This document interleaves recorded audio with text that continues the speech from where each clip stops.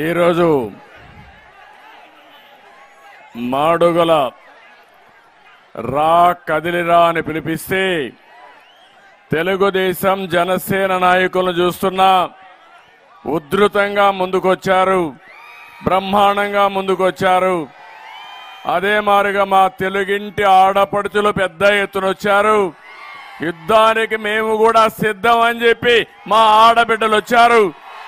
అలాంటి ఆడబిడ్డలకి మా యువత వీరోచితంగా కనపడుస్తున్నారు. యువత ఏ పక్కనుంటే ఆ పక్కనే గెలుపు.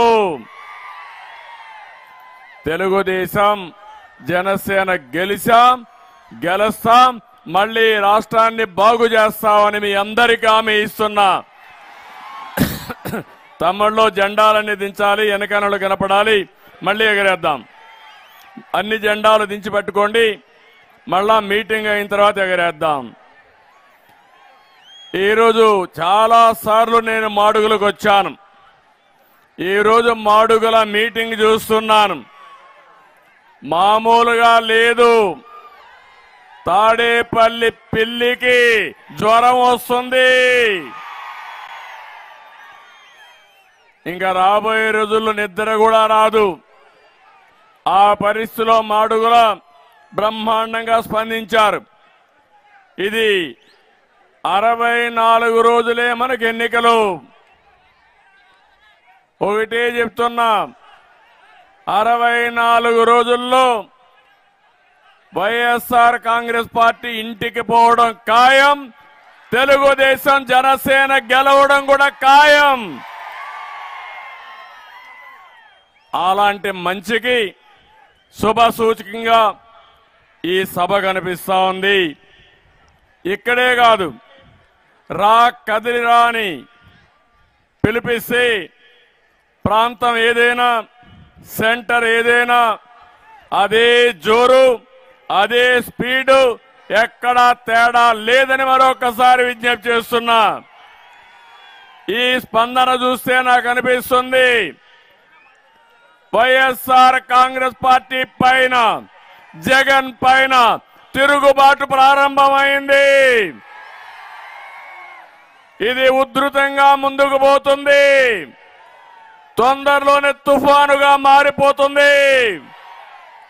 ఆ తుఫాన్లో వైఎస్ఆర్ కాంగ్రెస్ పార్టీ కొట్టుకొని పోవడం ఖాయం అని చెప్పి కూడా నేను మీకు తెలియజేస్తున్నా.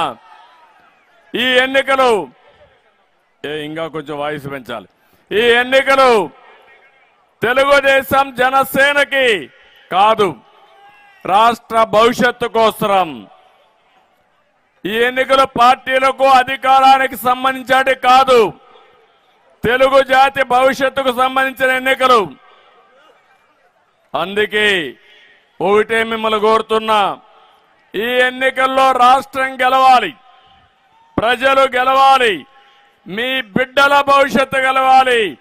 మీ బిడ్డల కోసం ఏ ఆడబిడ్డలైతే కష్టపడుతున్నారో వాళ్ళ సాక్షిగా మీరు ఆలోచించమని మా ఆడబిడ్డలందరికీ పిలిపిస్తున్నా. సైకో పాలన అంతం చేస్తే తప్ప మనకు భవిష్యత్తు లేదు ఈ రాష్ట్రానికి. సమైక్య ఆంధ్రప్రదేశ్లో ఇప్పుడు కూడా రాష్ట్రంలో చూస్తే ఒక సీనియర్ నాయకుడిగా చెప్తున్నాను, ఎంతో మంది ముఖ్యమంత్రులు చూశాను, కానీ ఇలాంటి సైకోని నా జీవితంలో చూడలేదు. ఈ సైకో పోతే తప్ప ఈ రాష్ట్రానికి మోక్షం లేదని మరొకసారి పిలిపిస్తున్నా. నిన్న కూడా మాట్లాడాడు, బటన్ నొక్కుతున్నానని గొప్పలు చెప్తున్నాడు. 124 సార్లు బటన్ నొక్కాడట. బటన్ నొక్కుడు కాదు, నీ బొక్కుడు సంగతి ఏంటని అడుగుతున్నా. ఈరోజు మీరు చూడండి, నిజం చెప్పాలంటే మీరందరూ కూడా గుర్తుపెట్టుకోవాలి, బటన్ నొక్కుడు మాటున ఎంత బొక్కాడో ఒక్కసారి మీరు ఆలోచించండి. ప్రజల భారం మీ మీద ఎంత భారం వేశాడో ఒక్కసారి ఆలోచించుకోండి. 10 రూపాయలు ఇచ్చేసి 100 రూపాయలు దోచిన దొంగ, గజ దొంగ ఈ జగన్మోహన్ రెడ్డి అని చెప్పి మరొకసారి విజ్ఞప్తి చేస్తున్నా. ఈ జగన్మోహన్ రెడ్డి అడుగుతున్నా, నువ్వు బటన్ నొక్కడం వల్లనే 9 సార్లు కరెంటు ఛార్జీలు పెరిగాయా లేదా అని మిమ్మల్ని అడుగుతున్నా. ప్రతి ఒక్క కుటుంబం నష్టపోయారా లేదా అని మిమ్మల్ని అడుగుతున్నా. 64,000 కోట్ల రూపాయలు భారం వేశాడు. అదే తెలుగుదేశం హయాంలో 5 ఏళ్లలో ఒక్కరోజు కూడా కరెంటు ఛార్జీలు పెంచకుండా నాణ్యమైన కరెంటు ఇచ్చామా లేదా అని మిమ్మల్ని అడుగుతున్నాను. ఇంకొక పక్కన 3 సార్లు నువ్వు బటన్ నొక్కిన దాని వల్ల ఆర్టీసీ రేట్లు పెరిగాయా లేదా అని మిమ్మల్ని అడుగుతున్నా. ఇంకో పక్కన నీ బటన్ పుణ్యమే చెత్త పన్ను వచ్చింది, ఆస్తి పన్ను వచ్చింది, పెట్రోల్ డీజిల్ రేట్లు పెరిగాయి, నిత్యావసర వస్తువుల ధరలు పెరిగాయి.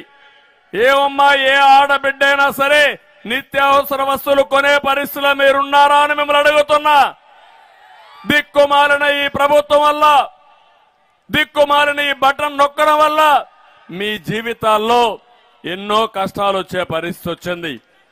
ఈ 4.5 సంవత్సరాల్లో ఒక్కొక్క కుటుంబం పైన 8 లక్షల రూపాయల అదనంగా భారం పడింది.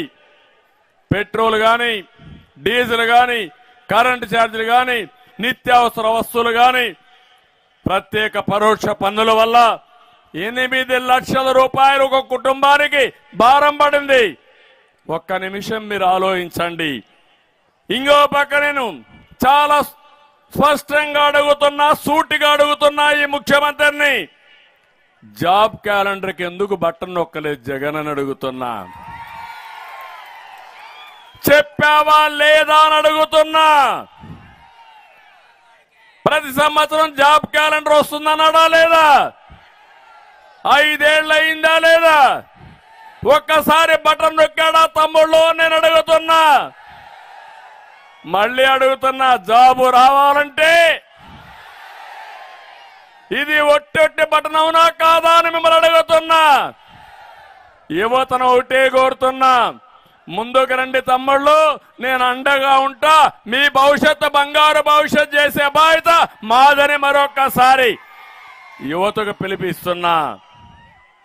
నేను అడుగుతున్నా మా ఆడబిడ్డల్ని, మద్య నిషేధానికి ఎందుకు బటన్ నొక్కలేదు జగన్? సమాధానం చెప్పు. చెప్పావా లేదా? ఆ రోజు ఓటు అడగనని చెప్పాడా లేదమ్మా మీకందరికీ? ఇప్పుడు వచ్చి మళ్ళా నంగనాచిగా ఓటు అడుగుతున్నాడు. వేస్తారా అని మా ఆడబిడ్డలను అడుగుతున్నా. నేను అడుగుతున్నా, సిపిఎస్ రద్దుకు ఎందుకు బటన్ నొక్కలేదు? సమాధానం చెప్పమని అడుగుతున్నా. ఎంత మాట్లాడాడంటే అందరి నెత్తిన చేయబెట్టి బుగ్గలు నిమిరి ఆ రోజు చెప్పింది అది ఎంత పని? వారం రోజులు సిపిఎస్ రద్దు చేస్తా అన్నాడు. ఎన్ని వారాలైంది? కడపటికి చివరి వారం వస్తుంది, తొందరనే పోయే వారం ఇంటికి పోతాడు. అలాంటి నువ్వు ఏం చేశావని అడుగుతున్నా. గుంటల పడిన బాగు కోసం ఒక్కసారైనా బటన్ నొక్కాడా అని మిమ్మల్ని అడుగుతున్నా. మీ రోడ్డు మీద వచ్చారు, ఎక్కడ చూసినా గుంతలే కదా అని మిమ్మల్ని అడుగుతున్నా. రోడ్లు బాగా లేవంటే చేలిచే పైకి చూపించండి. గట్టిగా చప్పట్లు కొట్టి నిరసన తెలియజేయండి. రైతుల ఆత్మహత్యల నివారణ కోసం ఒక్కసారి బటన్ నొక్కలేదే. ఎంతమంది చనిపోయారు? రోజుకు 4-5 మంది చనిపోతున్నారు. బలవంతపు మరణాలు చేసుకుంటున్నారు. రైతు బతుకు చితికిపోయింది. అలాంటి రైతుల కోసం ఎప్పుడు బటన్ నొక్కే పరిస్థితిలో లేడు. డిఎస్సి కోసం బటన్ నొక్కాడా తమ్ముళ్ళు అని అడుగుతున్నా. నొక్కతాడా అని మిమ్మల్ని అడుగుతున్నా. ఇప్పుడు మాట్లాడుతున్న మెగా డిఎస్సి అంట. ఎవడికి చెప్తాం? మళ్ళా ఉద్యోగం రావాలంటే తెలుగుదేశం రావాలి, జనసేన రావాలి, అప్పుడే యువతకు ఉద్యోగాలు వస్తాయి. కానీ బటన్లు కొన్నాట్లో నొక్కాడు. Mining button నొక్కాడు. భూగర్భ సంపద మొత్తం దోచేశాడు. మామూలు దోపిడీ కాదు, ఇష్టానుసారంగా దోచాడు. ఇసుక బటన్ నొక్కాడు. సాయంత్రం తాడేపల్లి ప్యాలెస్ కి వందల కోట్ల రూపాయలు డబ్బులు పోయే పరిస్థితి వచ్చింది. మద్యం బటన్ నొక్కాడు. అక్రమ ధనార్జన, సొంత బ్రాండ్లు ఎక్కడికక్కడ దోచేస్తున్నాడు. ఇప్పటికీ 30 లక్షల మంది అనారోగ్యం పాలయ్యారు. 30,000 మంది చనిపోయారు, చనిపోతూనే ఉన్నారు. ఈ సిగ్గుపాలన ముఖ్యమంత్రికి మాత్రం ఏమీ పట్టలేదని చెప్పి నేను మీకు తెలియజేస్తున్నా. నీ బటన్ డ్రామాలు అందరికీ తెలిసిపోయినాయి. తెలిసాయా లేదా అని మిమ్మల్ని అడుగుతున్నా. అందరికీ అర్థమైపోయింది. రేపు ప్రజలంతా ఒకటే బటన్ నొక్కుతారు ఎలక్షన్ లో. ఆ బటన్ తో జగన్మోహన్ రెడ్డి ఎక్కడికి పోతారు తమ్ముళ్ళు? ఆ పార్టీ ఎక్కడికి పోతుంది తమ్ముళ్ళు? అది చేస్తారా అని మిమ్మల్ని అడుగుతున్నా. ఏమమ్మా చేస్తారా అని మిమ్మల్ని అడుగుతున్నా. ఒక్కసారి మీరు ఆలోచించండి. జగన్ ధనదాహంతో ఉత్తరాంధ్ర మొత్తం ఊడ్చేశాడు. కొండలన్నీ ఆనకొండల్లాగా మింగేశారు. ప్రశాంతమైన ఈ ఉత్తర ఆంధ్ర, నేను ఎప్పుడూ చెప్పేవాడిని, నేను నచ్చిన ప్రాంతం ఉత్తరాంధ్ర. నీతి నిజాయితీ ఉండే ప్రజానీకం ఈ ఉత్తరాంధ్రలో ఉన్నారంటే అది గర్వకారణం. ఇప్పుడే కాదు, సమైక్య ఆంధ్రప్రదేశ్ లో ఎలక్ట్రిసిటీ డిపార్ట్మెంట్ లో ఈ డివిజన్ లో ఈస్టర్న్ డివిజన్ మాకు ఉండేది. ఆ రోజు ఎక్కడ కూడా ఒక్క పైసా అవినీతి లేకుండా డబ్బులు కట్టిన ప్రజానీకం ఉత్తరాంధ్ర ప్రజానీకం అని చెప్పి కూడా మీకు తెలియజేస్తున్నా. అలాంటి ప్రదేశంలో హింస, కబ్జాలు, అశాంతి. రిషికొండ, మీరు విశాఖపట్నం వెళ్తా ఉంటారు. రిషికొండను మీరు చూస్తే ఆనకొండలాగా మింగేశారు. 500 కోట్ల రూపాయలు ప్యాలెస్ కట్టాడు. ఏమమ్మా మీ ఇల్లు బాగుందా అని అడుగుతున్నా మిమ్మల్ని అందరినీ. మీ ఇంటికి 1,00,000 రూపాయలన్నా ఇస్తున్నాడని అడుగుతున్నా. కేంద్రం ఇచ్చే 1,50,000. అదే మరి నరేగాలో 30,000 అదే ఇస్తున్నాడు తప్ప ఈయన ₹1 ఇవ్వడంలా. ఈయన ప్యాలెస్ కు మాత్రం 500 కోట్ల రూపాయలు తగలేసే పరిస్థితికి వచ్చాడు. అందుకే అడుగుతున్నా, ఈ ఉత్తరాంధ్రకి 1 పైసా ఖర్చు పెట్టాడా? రోడ్లు వేసాడా? ప్రాజెక్టులు కట్టాడా? అభివృద్ధి జరిగిందా? మీ పిల్లలకు ఉద్యోగాలు వచ్చాయా?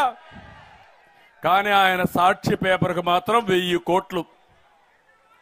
అదే మారిగా సలహాదారులు 100 మందిని పెట్టాడు. 700 కోట్ల రూపాయలు వాళ్ళకి ఇచ్చాడు. ఒక్క సజ్జల సాక్షి జీతగాడికే 150 కోట్లు ఇచ్చిన మహానుభావుడు. ఏమైనా సలహాలు ఇచ్చారా? వాళ్ళు ఇచ్చిన సలహాలు మీ జీవితాల్లో ఉపయోగపడ్డాయా అని మిమ్మల్ని అడుగుతున్నా. సలహాలు లేదు.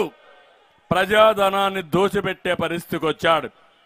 ఇంకో పక్క ఉత్తరాంధ్రలో 5 సంవత్సరాలు ఖర్చు పెట్టకుండా 3 ఐటమ్స్. సాక్షికి ఇచ్చింది 1000 కోట్లు, సలహాదారులకు ఇచ్చింది 700 కోట్లు, ఈయన ప్యాలెస్ కట్టుకున్నది 500 కోట్లు.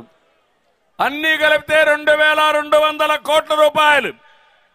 అయితే ఆ 2,200 కోట్ల రూపాయలు కూడా ఉత్తరాంధ్రలో ఇరిగేషన్ ఖర్చు పెట్టలేదు 5 సంవత్సరాలు ఈ ముఖ్యమంత్రి. ఈయన మా ఈ ఉత్తరాంధ్ర గురించి మాట్లాడుతున్నాడు. ఈ విశాఖపట్నం పెట్టుబడులకైతే ఒక స్వర్గధామం. నేడు వైసీపీ పాలనలో కబ్జాలకు కేంద్రంగా మారిపోయింది. ఒక్క విశాఖపట్నంలో 40,000 కోట్ల రూపాయలు దోచేశారు. అందుకే అడుగుతున్నా, ఈ వైఎస్ఆర్ కాంగ్రెస్ పార్టీకి బుద్ధి చెప్పాలనా లేదా అని మిమ్మల్ని అడుగుతున్నా. నేను అక్కడ మిలీనియం టవర్స్ కట్టా, హైదరాబాద్ లో హైటెక్ సిటీ కట్టాం మేము. అదే మరి ఇక్కడ మిలీనియం టవర్స్ కట్టి ఐటీ ప్రోత్సహించి ఇక్కడుండే పిల్లలు హైదరాబాద్కో బెంగళూరుకో అమెరికాకు పోయే పని లేకుండా విశాఖపట్నంలో పనిచేయాలని నేను ఆ రోజు ప్రయత్నం చేశాను. నేను అడుగుతున్నా, ఎన్నో కంపెనీలు తీసుకొచ్చాం. ఫ్రాంక్లిన్ టెంపుల్టన్, లూలు గ్రూప్ని, హెచ్ఎస్బిసిని, అదాని డేటా సెంటర్ ఇలాంటి కంపెనీలు తీసుకొస్తే అవన్నీ తరిమేశాడు. ఎంత కక్కుర్తిగాడంటే లూలు గ్రూప్ గాని అక్కడ షాపింగ్ మాల్ కట్టుంటే ఒక టూరిజం కేంద్రంగా విశాఖపట్నం అభివృద్ధి అయ్యేది. దాన్ని తరిమేసి రియల్ ఎస్టేట్కు అమ్ముకుని డబ్బులు దోచుకున్న వ్యక్తి ఈ జగన్మోహన్ రెడ్డి అని చెప్పి నేను మీకు తెలియజేస్తున్నా. వాళ్ళు యూపీలో కట్టారు, హైదరాబాద్లో కట్టారు, దేశం అంతా కట్టే పరిస్థితికి వచ్చారు. ఇంకో పక్క కార్తీక వనం, ఎన్సీసీ భూములు, ప్రేమ సమాజం అన్ని మింగేసే పరిస్థితికి వచ్చాడు. బే పార్క్ గాని, దస్బల్లా భూములు గాని, హైగ్రేవ్ భూములు గాని మొత్తం కొల్లగొట్టే పరిస్థితికి వచ్చారు. ఈరోజు ఇంకో పక్క చూస్తే విశాఖ మెట్రో ఎప్పుడో ప్రారంభించాం. అదే తెలుగుదేశం పార్టీ అధికారం ఉంటే విశాఖపట్నం మెట్రో వచ్చేది, అది పోయింది.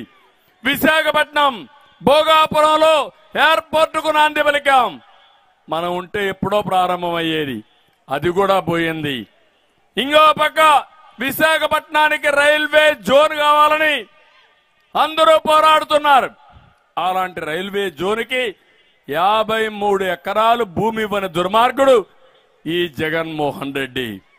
ఇంకో పక్క 53 ఎకరాలు భూమి ఇచ్చుంటే విశాఖపట్నం రైల్వే జోన్ వచ్చుంటే కొన్ని వందల మందికి మన పిల్లలకు ఉద్యోగాలు వచ్చేటివి, అది కూడా రాకుండా చేశాడు. విశాఖ ఉక్కు ఆంధ్రుల హక్కుని పోరాడారు, ప్రాణాలు త్యాగాలు చేశారు.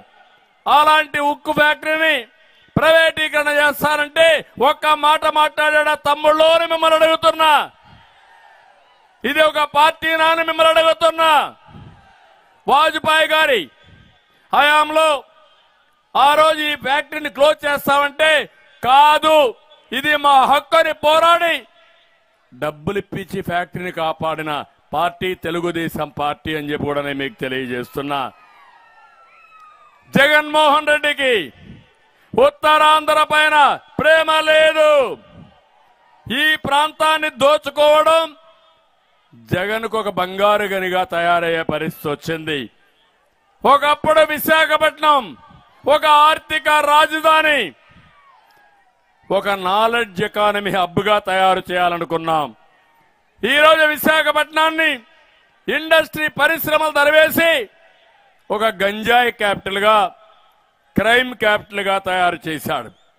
నా బాధ, నా ఆవేదన మీరు అర్థం చేసుకోవాలి.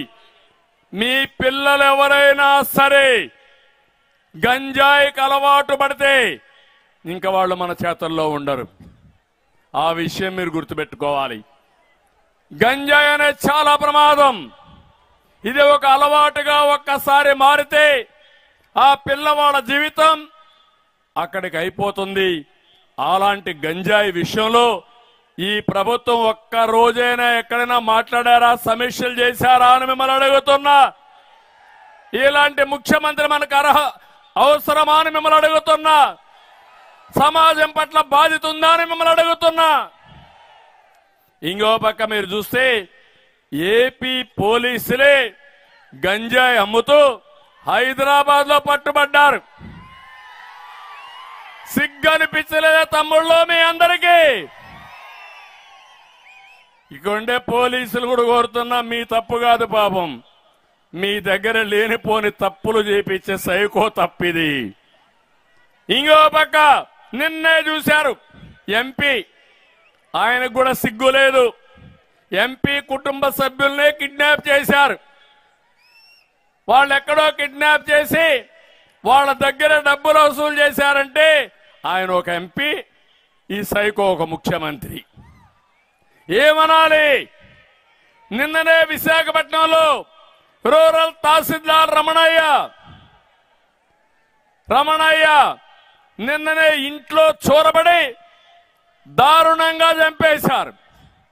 నేను అడుగుతున్న, హత్య చేసి దర్జాగా విమానాశ్రయానికి వెళ్లి వైజాగ్ విమానాశ్రయంలోనే వేరే ప్రాంతాలకు పోయారంటే అసలు ఈ రాష్ట్రంలో లా అండ్ ఆర్డర్ ఉందా అని మిమ్మల్ని అడుగుతున్నా.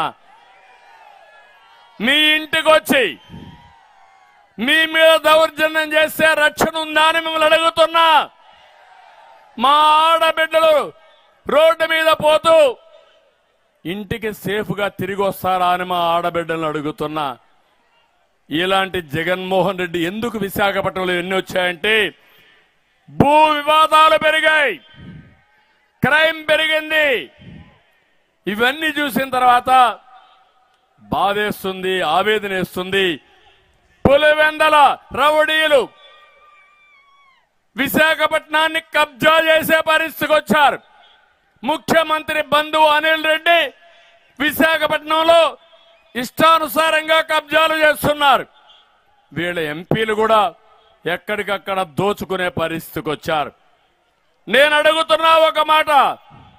ఈరోజు విశాఖపట్నం అందరూ అంటున్నారు, ఉత్తరాంధ్ర ప్రజానీకం అంటున్నారు, జగన్ రెడ్డి నువ్వు మాకొద్దు, నువ్వు మా ప్రాంతానికి రావద్దంటున్నారా లేదా అని మిమ్మల్ని అడుగుతున్నా. ఆ రోజు మనం అందరం ఒప్పుకున్నాం, అమరావతి మన రాజధాని, విశాఖపట్నం మన ఆర్థిక రాజధాని అని ఒప్పుకున్నావా లేదా అని మిమ్మల్ని అడుగుతున్నా. ఇప్పుడు 3 ముక్కలాట, 3 రాజధానులాట, అసలు రాజధాని లేకుండా చేసి 5 సంవత్సరాలు ఒక చరిత్రహీనుడిగా మిగిలిపోయే పరిస్థితికి వచ్చాడు. ఈయన వస్తున్నాడంటే అందరూ భయపడిపోయే పరిస్థితికి వచ్చారు. ఇంత దుర్మార్గమైన ముఖ్యమంత్రిని నేను ఎక్కడా చూడలేదు. ఇప్పుడు ఒకసారి చూస్తే నేను ఒకటే మిమ్మల్ని అందరినీ కోరుతున్నా, 3 ప్రాంతాల ప్రజలు ఆలోచించాలి. వచ్చే ఎన్నికల్లో ఫ్యాన్కు ఎన్ని రెక్కలున్నాయి తమ్ముళ్ళు? ఎన్ని రెక్కలు? 3 రెక్కలున్నాయి. ఉత్తరాంధ్ర మీకు విజ్ఞప్తి చేస్తున్నా, విధ్వంసం చేసి వైసీపీ రెక్కని చిత్తుగా ముక్కలు చేస్తామని గట్టిగా చెప్పండి. బాదుడనే రెక్కని పీకేయడానికి కోస్తా ప్రజలు సిద్ధంగా ఉన్నారు. హింస దోపిడీ రెక్కని తుక్కు చేయడానికి సీమ ప్రజానికం సిద్ధంగా ఉన్నారు.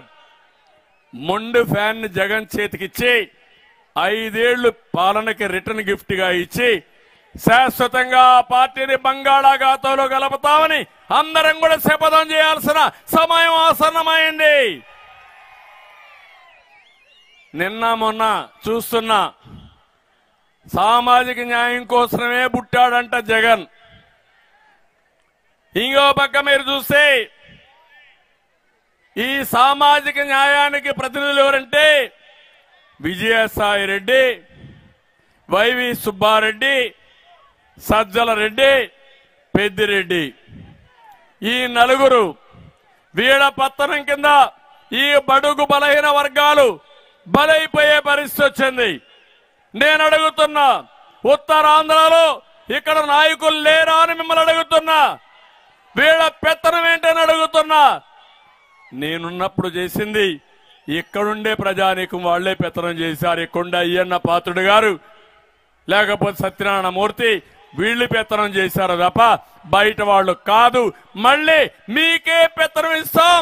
ఉత్తరాంధ్ర ప్రజలు సమర్థులని మరొక్కసారి మీ అందరికీ విజ్ఞప్తి చేస్తున్నా.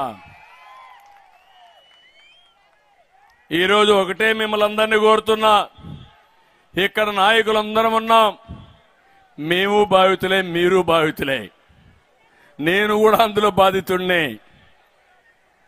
ఈరోజు అయ్యన్న పాత్రుడు సీనియర్ నాయకుడు, కడాన ఆయనపై నిర్భయ కేసే పెట్టేశారు, అటెంప్ట్ టు రేప్. ఆ వయసులో ఉండే ఆయన పైన రేప్ కేసు పెట్టారంటే ఏం చెప్పాలి వీళ్ళకి? బండారు సత్యనారాయణమూర్తిని కేసులు పెట్టారు. తెలుగు మహిళా అధ్యక్షురాలు అనిత పులివెందులకు పోతే ఆవిడ ఎస్సీ, ఆమె పైన ఎస్సీ అట్రాసిటీ యాక్ట్ లో కేసు పెట్టారు. ఎంత గొప్ప నాయకులు తమ్ముళ్ళు వీళ్ళని మిమ్మల్ని అడుగుతున్నా. నేను అందుకే విమర్శించడం కాదు, మళ్ళీ ఒకటి హామీ ఇస్తున్నా, సంక్షేమానికి చిరునామా తెలుగుదేశం పార్టీ, అవునా కాదా? ₹2 కేజీ బియ్యం తీసుకొని తెలుగుదేశం అవునా కాదా? బీసీలకు రక్షణ కల్పించింది తెలుగుదేశం అవునా కాదా? అన్నా క్యాంటీన్ గాని, విదేశ విద్య గాని, ఇంకొక పక్క పండుగ కానుకలు గాని, అదే మరి చంద్రన్న బీమా గాని అనేక కార్యక్రమాలు తీసుకొచ్చాం. మళ్ళీ ఈరోజు చెప్తున్నాను, ప్రతి ఒక్కరికి న్యాయం చేసే బాధ్యత మాది. సంక్షేమ కార్యక్రమాలు ఉంటాయి, ఇంకా మిన్నగా ఇస్తాం, ఇంకా ఎక్కువగా ఇస్తా. అదే సమయంలో అభివృద్ధిని పరిగెత్తించే బాధ్యత కూడా మాదని మీ అందరికీ హామీ ఇస్తున్నా. అభివృద్ధి జరిగితే సంపద వస్తుంది, సంపద వస్తే ఆదాయం వస్తుంది. ఆ ఆదాయాన్ని పేదవాళ్లకు పంచితే వాళ్ళు బాగుపడతారు. అదే తెలుగుదేశం పార్టీ సిద్ధాంతం అని మరొక్కసారి మీ అందరికీ హామీ ఇస్తున్నా. అందుకే సూపర్ 6 ఇచ్చాం. యువత తమ్ముళ్ళు సంవత్సరానికి 4 లక్షల ఉద్యోగాలు, 5 ఏళ్లలో 20 లక్షల ఉద్యోగాలు. ఉద్యోగం వచ్చే వరకు నిరుద్యోగ భృతి 3000 నెలకు.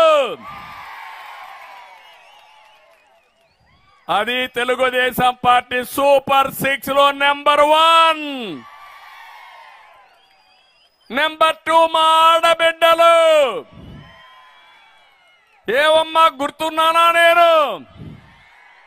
తెలుగుదేశం పార్టీ గుర్తుందా లేదా మీకు? ఎవరు తీసుకొచ్చారు ఆ రోజు ఆస్తిలో సమాన హక్కు? ఎవరు తీసుకొచ్చారు? ఎన్టీ రామారావు గారు తీసుకొచ్చారు. డాక్రా సంఘాలు ఎవరు పెట్టారు? మీకు పసుపు కుంకుమ పైన ఆర్థిక సహాయం ఎవరు చేశారు? ఉద్యోగాల్లో కాలేజీల్లో 33% రిజర్వేషన్లు పెట్టిన పార్టీ గుర్తుందా? మా చెల్లెమ్మలో అక్కలను అడుగుతున్నా. మళ్ళీ హామీ ఇస్తున్నా, మా ఆడబిడ్డల ఆధ్వర్యంలో మేము ఈ కుటుంబాన్ని బాగు చేసే బాధ్యత, మిమ్మల్ని పేదరికం నుంచి పైకి తీసుకొచ్చే బాధ్యత మా ఆడబిడ్డలకి అప్పచెప్తానని మరొక్కసారి హామీ ఇస్తున్నా. అందుకని ఈరోజు నేను చెప్పే కార్యక్రమం ఆడబిడ్డ అనేది. మీరెక్కడున్నా నెలకు 1500 రూపాయలు. ఇంట్లో 3 ఆడబిడ్డలుంటే 3కి వస్తుంది. 19 సంవత్సరాల నుంచి 59 సంవత్సరాల వరకు నెలకు 1500 ఇస్తా, ఇంకా పెంచుతా, ముందుకు పోతామని కూడా హామీ ఇస్తున్నా. సిద్ధమా? ఆడబిడ్డలు అడుగుతున్నా. ఈయనిచ్చే ఆసరా సంవత్సరానికి 1800, అప్పుడప్పుడు కొంతమందికే వస్తుంది. నేనిచ్చేది కొంతమందికి కాదు. ఇంట్లో ఎంతమంది ఆడబిడ్డలుంటే అందరికీ వస్తుంది. సిద్ధమేనా అని మిమ్మల్ని అడుగుతున్నా. 2, తల్లికి వందనం. మోసం చేశాడు. ఇంట్లో ఎంతమంది పిల్లలుంటే అంతమంది పిల్లలకి 15,000 ఇస్తా అన్నాడు. ఆంక్షలు పెట్టాడా లేదా? ఈరోజు ఇప్పుడు హామీ ఇస్తున్నా. ఆడబిడ్డలు ఎంతమంది చదివిస్తే మీ పిల్లల్ని ఒక్కొక్కరికి 15,000 చొప్పున, 4 ఉంటే 60,000 మీకు ఇస్తానని మరొక్కసారి హామీ ఇస్తున్నా. దానివల్ల మీ పిల్లలు మనకు ఒక ఆస్తి. వాళ్లే భవిష్యత్తుకు నాంది. వాళ్ళని అభివృద్ధి చేసే బాధ్యత నాది, వాళ్ళని పెంచే బాధ్యత మీదని మా చెల్లెమ్మలకు అక్కలకు మరొకసారి విజ్ఞప్తి చేస్తున్నా. ఏమమ్మా నేను జ్ఞాపకం ఉన్నానా? దీపం పెట్టాను, వంట గ్యాస్ ఇచ్చాను మీకు. కట్టెల పొయ్యితో మా అక్కలు చెల్లెళ్ళు అవస్థపడుతున్నారని ఒకప్పుడు మా తల్లి కట్టెల పొయ్యితో వంట చేస్తూ కళ్ళలో నీళ్లు వస్తా ఉంటే నేను చూశాను. ఆ బాధ గుర్తుపెట్టుకొని నా ఆడబిడ్డలు ఎవరు కళ్ళల్లో నీళ్లు రాకూడదని వంట గ్యాస్ ఇచ్చాను తల్లి, జ్ఞాపకం ఉందా అని అడుగుతున్నా. ఆ వంట గ్యాస్ని పక్కన పడేసే పరిస్థితి తీసుకొచ్చాడు ఈ జగన్మోహన్ రెడ్డి. అందుకే హామీ ఇస్తున్నా, 3 సిలిండర్లు ఉచితంగా ఇస్తారని మీకు హామీ ఇస్తున్నా. అంతేకాదు, మా ఆడబిడ్డల్ని ఇంట్లో నుంచి, వంటింట్లో నుంచి బయట నేనే తీసుకొచ్చా. ఆత్మగౌరవం పేరుతో మరుగుదొడ్లు కట్టించా. గుర్తుపెట్టుకోవాలి మీరు ఇవన్నీ. రోడ్డు పక్కన పొలాల్లో మరుగుదొడ్డుకు పోయేవాళ్ళు, అవమాన పాలయ్యేవాళ్ళు, తెల్లవారితో చీకట్లోనే మరుగుదొడ్డుకు పోయి తర్వాత పోవాలంటే అవమానంతో ఎక్కడికక్కడ బాధపడేవారు. అది చూసిన తర్వాత నా ఆడబిడ్డల ఆత్మ గౌరవానికి మరుగుదొడ్లు కట్టిన పార్టీ తెలుగుదేశం పార్టీ. అందుకే ఆ రోజు మీరు ఇంట్లోనే ఉండేవాళ్ళు, మగవాళ్ళు ఎగతాళి చేశారు. ఈ ఆడబిడ్డలకు ఏదో ఈయన డాక్రా సంఘాలు పెట్టాడు, వీళ్ళేదో నాయకులు అయిపోయారని. కాదు, నా ఆడబిడ్డలు తెలివైన వాళ్ళు. ఇంటినే కాకుండా వంటింటిని కూడా సమర్థవంతంగా మేనేజ్ చేస్తారు. అందుకే ఆ రోజు డాక్రా సంఘాలు పెట్టా. ఈ రోజు హామీ ఇస్తున్నా, మీరెక్కడికి పోవాలన్నా ఆర్టీసీ బస్సుల్లో ఉచిత ప్రయాణ సౌకర్యం ఏర్పాటు చేస్తాను. ఏమమ్మా మీకందరికీ అర్థమైందా నేను చెప్పిందని అడుగుతున్నా. మా ఆడబిడ్డలకి 2,50,00,000 మంది మా ఆడబిడ్డలున్నారు. ఒక అన్నగా చెప్తున్నా, కొత్త బిచ్చగాళ్ళు వచ్చారు, ఉత్తుత్తి మాటలు చెప్తున్నారు, మీ బిడ్డల భవిష్యత్తు నాశనం చేసేస్తారు. కడాన వాళ్ళకందరికి గంజాయి ఇచ్చేసి మీ పిల్లలు మీకు తక్కువకుండా చేసే పరిస్థితికి వస్తారు. నేను అట్ట కాదు, మీకు న్యాయం చేస్తా. మీ పిల్లల్ని ఐటీ చదివించి బంగారు ఉద్యోగం ఇప్పిస్తా. మా తమ్ముళ్ళకి ఇంత మనిపే చెప్పా. వర్క్ ఫ్రమ్ హోమ్, మీ ఇంట్లో మీరు కూర్చొని అమెరికాలో ఉండే కంపెనీకి పనిచేసే అవకాశం కల్పిస్తా. ఇంట్లో బోరు కొడితే మండల హెడ్ క్వార్టర్లో ముఖ్యమైన గ్రామంలో వర్క్ స్టేషన్లు పెడతా. 1 ఎకరాలో మంచి బిల్డింగ్ కట్టి గార్డెన్లు పెట్టి అక్కడికి వచ్చి మీరు పని చేసుకుని అక్కడే శిక్షణ పొంది అక్కడే కావాలంటే కాఫీ టీ అన్ని తాగి సాయంత్రం వరకు భోజనాలు కూడా అక్కడనే పెట్టుకుని లక్షణంగా మళ్ళా ఇంటికి పోయే ఏర్పాటు, తల్లిదండ్రులు చూసుకునే ఏర్పాటు కల్పిస్తానని మీ అందరికీ హామీ ఇస్తున్నా. అందుకని ఇదే కాదు, ఈరోజు మీరు చూస్తే రక్షిత మంచినీళ్ల పథకం తీసుకొచ్చి ప్రతి ఒక్క ఇంటికి సురక్షిత మంచినీళ్లు ఇచ్చే బాధ్యత తెలుగుదేశం జనసేన తీసుకుంటాం. నీళ్లు ఇవ్వలేని దారుణమైన ప్రభుత్వం ఈ ప్రభుత్వం. అన్నదాతకు హామీ ఇస్తున్నా, రైతే రాజుగా చేస్తాం.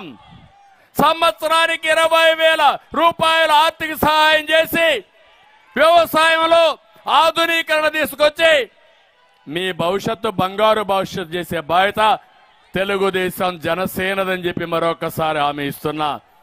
విశాఖపట్నం, ఉత్తరాంధ్ర బీసీల గడ్డ, బీసీలు తెలుగుదేశం పార్టీకి వెన్నెముక.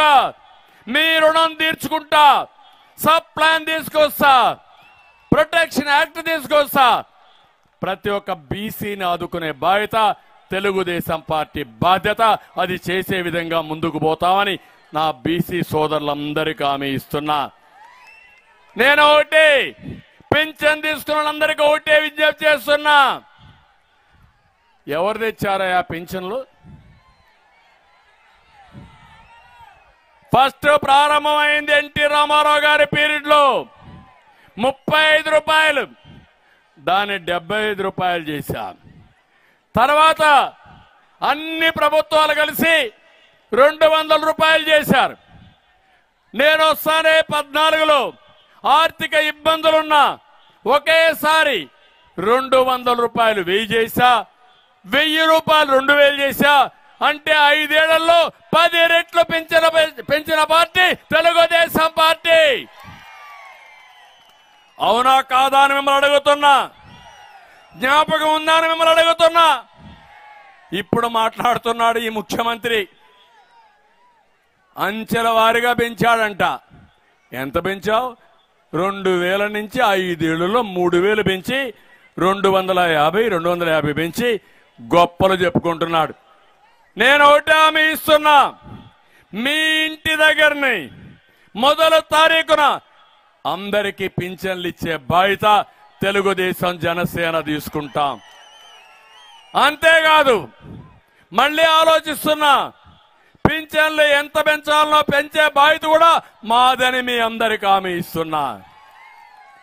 ఒకప్పుడు నాకు అనిపించేది, ఒక పక్క పింఛన్ ఇచ్చి అన్నా క్యాంటీన్ పెడితే 5 రూపాయలకే పూటకు భోజనం, 3 పూట్ల భోంచేసే 15 రూపాయలు, నెలంతా భోంచేసే 450 రూపాయలు. నేను ఆ రోజు పింఛన్ ఇచ్చింది మీకు 2000 రూపాయలు. అంటే 1550 రూపాయలు మీకు అదనంగా ఇచ్చిన పార్టీ తెలుగుదేశం పార్టీ ఖర్చుల కోసం.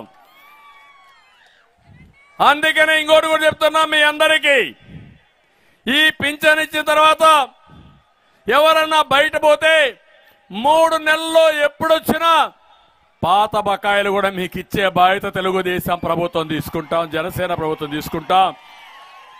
అది ఎప్పుడు కావాలంటే అప్పుడు ఇస్తామని చెప్పి కూడా నేను మీకు తెలియజేస్తున్నా. ఇంకో పెక్క పేదవాళ్ళందరికీ హామీ ఇస్తున్నా. ఒకప్పుడు 2 సెంట్లు భూమి ఇచ్చాం ఇంటి జాగా కోసం. వీళ్ళు ఇచ్చేది 1 సెంట్ అంట. సెంట్లో ఏం చాలుతుంది తమ్ముళ్ళు అని అడుగుతున్నా. అందుకే హామీ ఇస్తున్నా, అందరికీ 2 సెంట్లు ఇంటి జాగా ఇచ్చి బ్రహ్మాండమైన ఇండ్లు కట్టే బాధ్యత, మీకు ఇండ్లకు ఖర్చు పెట్టే బాధ్యత నాది. ఇల్లు ఒక ఆస్తి, ఆ ఆస్తి మీ హక్కు. అందుకే టిట్కో ఇండ్లు కట్టించాను. ఆ టిట్కో ఇండ్లకు కలర్లు కొట్టుకున్నారు కానీ రంగుల పిచ్చోడు రంగులేసుకున్నాడు కానీ ఇండ్లు మాత్రం ఇవ్వాలా? ఇచ్చాడా అని అడుగుతున్నా మిమ్మల్ని. మళ్ళీ ఆ ఇండ్లు పూర్తి చేస్తా, మీకు ఉచితంగా ఇచ్చే బాధ్యత మాది. ఇంకో పక్క నిన్న మొన్న చెప్తున్నాడు నేను 175 గెలుస్తానని. వై నాట్ 75 అంటూ 175 అంటూ నేను అంటున్నా, వై నాట్ పులివెందల? పులివెందల కూడా మనమే గెలవాలి, అవసరమా లేదా అని అడుగుతున్నా మిమ్మల్ని. ఇప్పుడు మీరు చూస్తే అభ్యర్థులు దొరకడంలా. ఈ మధ్య సిద్ధం అన్నాడు, కానీ సిద్ధం అన్న ఈ వ్యక్తి సందిగ్ధంలో పడిపోయాడు. 115 గెలుస్తా అన్నాడు. బదిలీలే బదిలీలు. ఈ ఊర్లో చెత్త ఇంకొక ఊరికి బదిలీ, దానికి సిద్ధం. అయితే 6 లిస్టులు ఇచ్చాడు, 85 మందిని మార్చాడు. కొంతమంది ఈయన ఆదేశాలు ఇస్తే ఆ ఆదేశాలు చెత్తబుట్లో బారేశారు. నువ్వెవడు మాకు ఆదేశాలు ఇవ్వడానికి, నీ ఆదేశాలు పట్టించుకోమని. కొంతమంది రాజీనామాలు చేశారు, కొంతమంది పారిపోయారు. మళ్ళీ మీరు చూస్తే మొదటి లిస్టులో ఇచ్చిన వాళ్ళకి 2వ లిస్టులో మార్చాడు, 2వ లిస్టులో ఇచ్చిన వారికి 3వ లిస్టులో మార్చేశాడు. అంటే ట్రాన్స్ఫర్లు, రీట్రాన్స్ఫర్లు, తర్వాత అగైన్ ట్రాన్స్ఫర్లు, అన్ని పిచ్చి రాజకీయాలు చేస్తున్నాడు తప్ప ఎక్కడ రాజకీయం అంటే ఏబిసిడీలు ఓనమాలు తెలియని పిచ్చి వ్యక్తి ఈ జగన్మోహన్ రెడ్డి. రాజకీయం ఒక పవిత్రం అవునా కాదా? ప్రజలకు సేవ చేసేది రాజకీయం అవునా కాదా? మీ భవిష్యత్తుకు కృషి చేసేది రాజకీయం అవునా కాదా? కానీ మిమ్మల్ని అంధకారంలో పెట్టేది రాజకీయం అని అడుగుతున్నా మిమ్మల్ని అందరినీ. ఆయన ఒక కన్ఫ్యూజ్ అయ్యాడు, ఎమ్మెల్యేలు కన్ఫ్యూజ్ చేశాడు. అతను సందిగ్ధంలో ఉన్నాడు. ప్రజల్ని సందిగ్ధంలో పడేసి ముందుకు పోయే పరిస్థితికి వచ్చాడు. అందుకే చెప్తున్నా, సిద్ధం లేదు, బూడిద లేదు, గాడిద లేదు. పిచ్చోడికి సందిగ్ధం. పిచ్చోడి దగ్గర రాయి ఉంటుంది. ఆ రాయి ఆయనైనా కొట్టుకుంటాడు, నిన్నైనా కొడతాడు, నన్నైనా కొడతాడు. అదే జరుగుతా ఉంది. ఈరోజు రాష్ట్రంలో పిచ్చోడి చేతికి అధికారాన్ని ఇచ్చాం మనం. ఆ అధికారంతో మనల్ని నాశనం చేసే పరిస్థితికి వచ్చాడు. అందుకే మిమ్మల్ని కోరుతున్నా, జీవితాలను నాశనం చేసిన జగన్ని రాజకీయాల్లో నుంచి తరిమేయడానికి సిద్ధమా మీరు అడుగుతున్నా? సిద్ధమైతే గట్టిగా చెప్పండి, చప్పట్లు కొట్టి.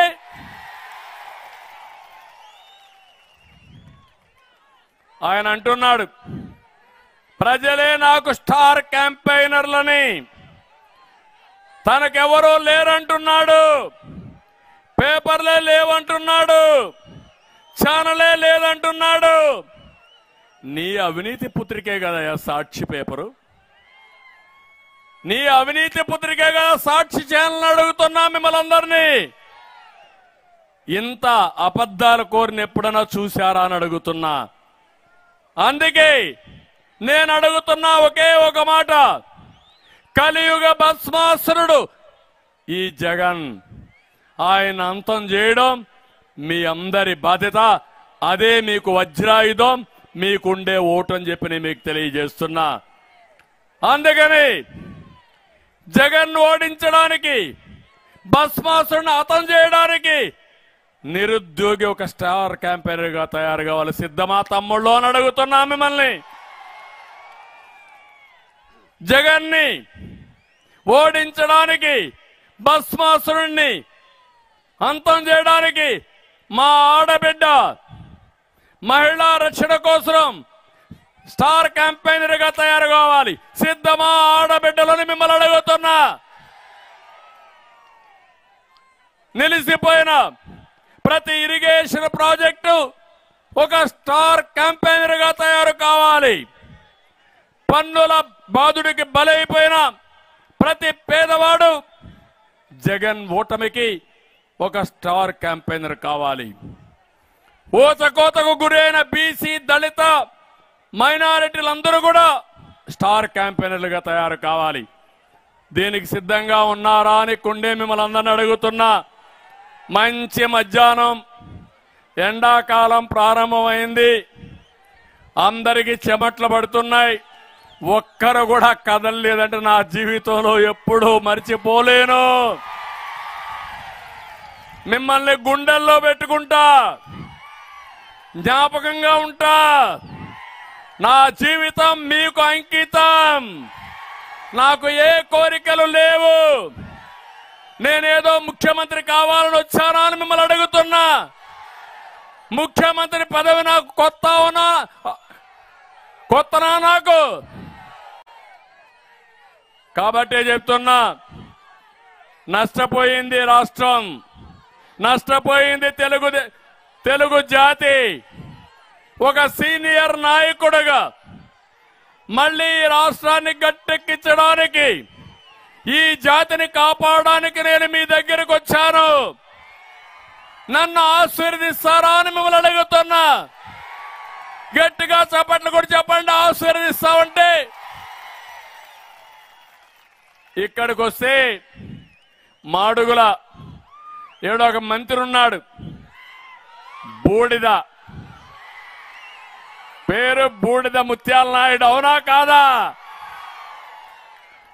మొత్తం నియోజకవర్గాన్ని బూడిద చేసేశాడు. అవునా కాదా అని మిమ్మల్ని అడుగుతున్నా. ఏమైనా పనులు చేశాడా అని అడుగుతున్నా.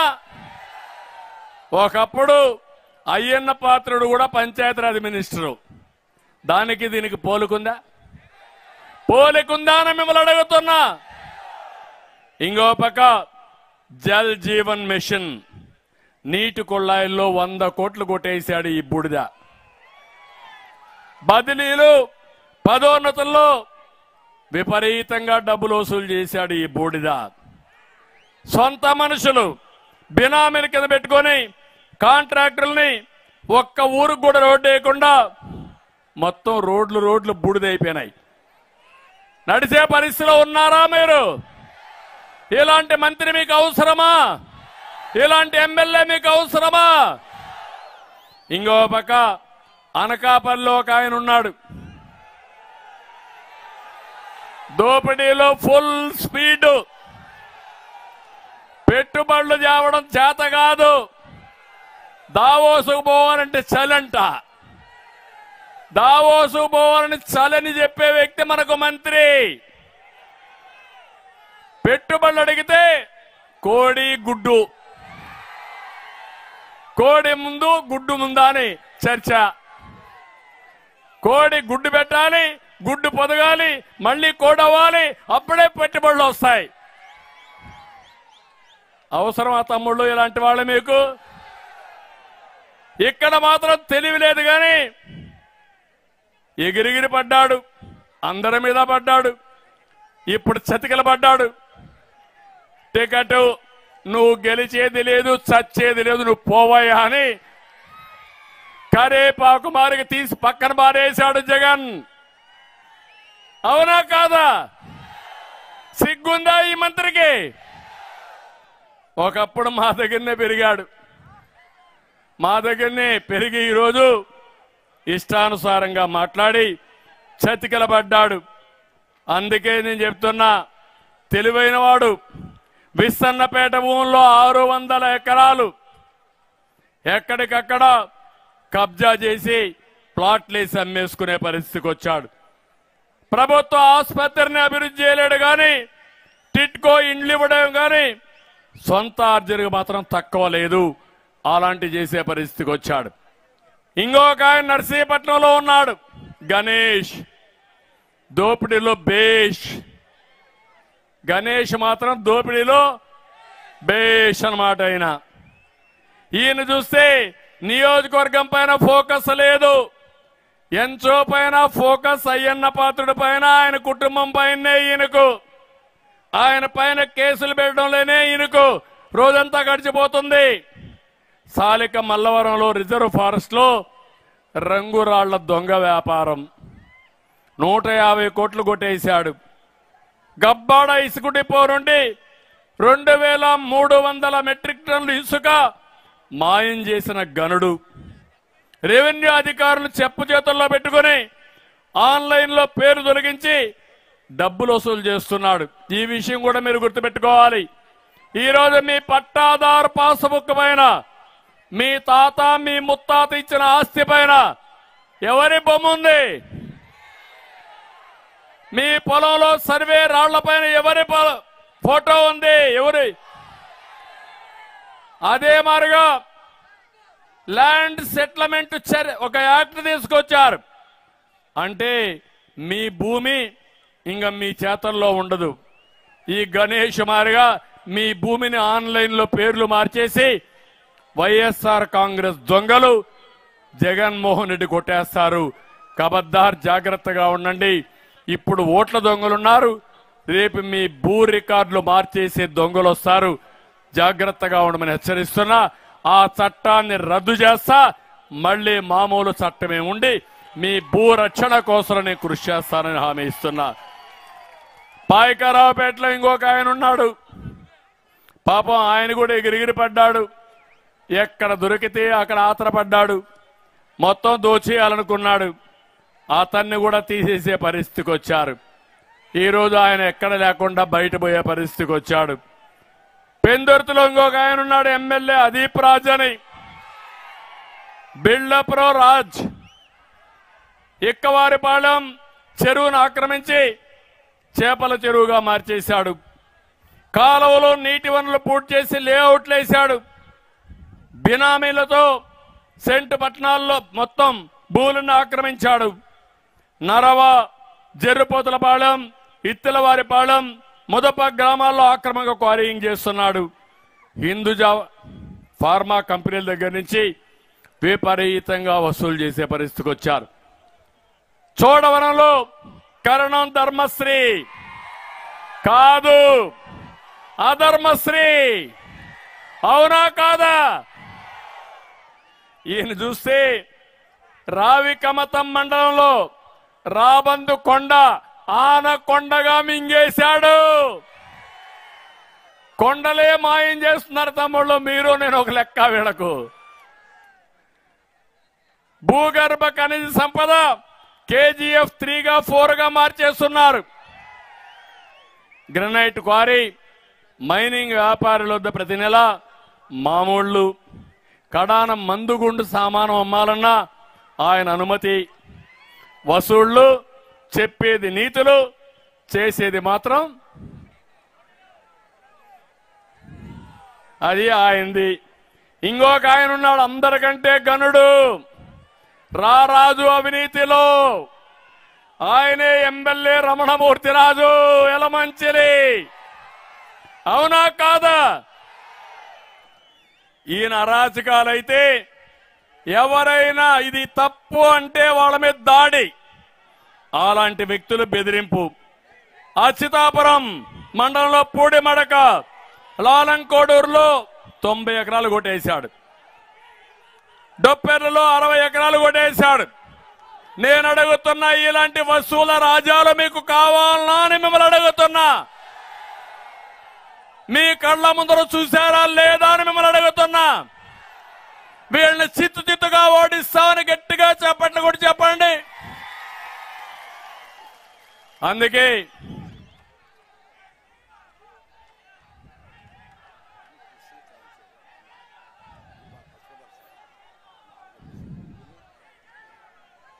ఓకే, ఇక్కడ ఉత్తరాంధ్ర ఒకటి హామీ ఇస్తున్నా, బంగారు పండించే రైతాంగం ఉన్నారు, బంగారు పండే భూములున్నాయి. అయితే ఈ ప్రాంతానికి నీళ్లు లేవు. ఒకటే చెప్తున్నా, ఉత్తరాంధ్ర సుజల స్రవంతి ఈ ప్రాంతానికి తెస్తే ఈ ప్రాంతం బంగారు పండించే రైతాంగం మీరు ఉపయోగించుకునే పరిస్థితికి వస్తారు. అందుకే హామీ ఇస్తున్నా, ఉత్తరాంధ్ర సుజల స్రవంతి తీసుకొస్తాం. 8 లక్షల ఎకరాలకు నీళ్లు ఇస్తాం. 30 లక్షల మందికి త్రాగునీరు ఇస్తాం. 2017లో అయ్యన్న పాత్రుడు గారు అప్పుడు గట్టిగా అడిగినప్పుడు 2000 కోట్ల రూపాయల అంచనాతో టెండర్లు పిలిచాం. అదే తెలుగుదేశం ఉండుంటే ఇప్పుడు మీ చెరువులన్నిటికీ నీళ్లు వచ్చేటివి. ఇక్కడే రైవాడ రిజర్వాయర్ ఉంది. గోదావరి నీళ్లు రైవాడ రిజర్వాయర్కి వస్తే అక్కడి నుంచి మీరు ఎంత బాగుపడతారు. రెండోది, రైవాడకు ఆ నీళ్లు తీసుకొచ్చి ఇప్పుడు రైవాడలో విశాఖపట్నానికి వాడే నీళ్లు నేరుగా పోలవరం నీళ్లు తీసుకొస్తాం. మీకు ఇబ్బంది లేకుండా చేసే బాధ్యత తెలుగుదేశం పార్టీది. దేవరాపల్లి వద్ద రైవాడ రిజర్వాయర్కి ఆధునీకరణ చేయాలని 18లో 24 కోట్లు ఇస్తే అది కూడా దుర్మార్గం నిలిపేసే పరిస్థితికి వచ్చారు. తాచేరు రిజర్వాయర్కి, ఉరకగడ్డ రిజర్వాయర్కి 8 కోట్లు ఇస్తే అది నిలిపేసే పరిస్థితికి వచ్చారు. తాండవ షుగర్ ఫ్యాక్టరీ మూతపడింది. తుమ్మపాల ఏటుకొప్పాక షుగర్ ఫ్యాక్టరీని ఆదుకుంటాను హామీ ఇచ్చి మూసేసే పరిస్థితికి వచ్చారు. చోడవరం, ఈ 2 నియోజకవర్గాల్లో మీరంతా కూడా చెరుకు పండిస్తారు. నాకు బాగా జ్ఞాపకం ఉంది. దాన్ని కూడా నాశనం చేస్తున్నారు. మళ్లీ హామీ ఇస్తున్నా, ఆ చోడవరం షుగర్ ఫ్యాక్టరీని మళ్లీ బాగు చేయడమే కాకుండా సమర్థవంతమైన మేనేజ్మెంట్ ఇచ్చి మీకు గిట్టుబాటు ధర ఇచ్చే బాధ్యత తెలుగుదేశం జనసేన తీసుకుంటాం.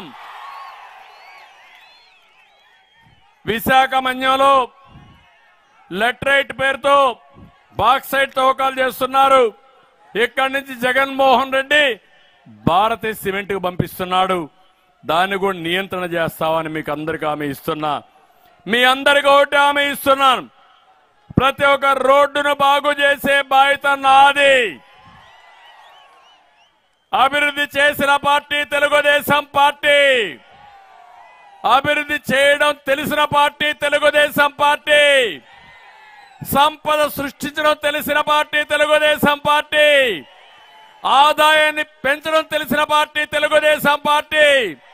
ఆ ఆదాయాన్ని పేదవాళ్లకు పంచడం తెలిసిన పార్టీ తెలుగుదేశం పార్టీ. అందుకే అడుగుతున్నా, ఊర్లో చర్చ చేయాలి.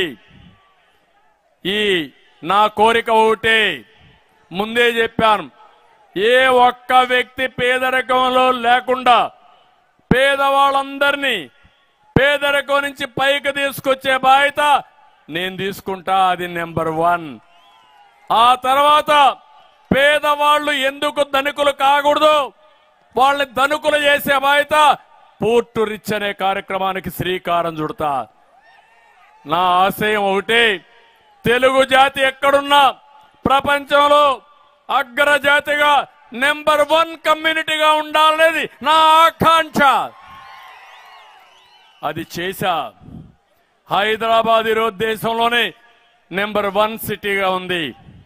మన వాళ్ళు, మన పిల్లలు మీ ఊర్లో కూడా ఐటీ చేసిన వాళ్ళు ప్రపంచమంతా బ్రహ్మాండంగా రాణిస్తున్నారు.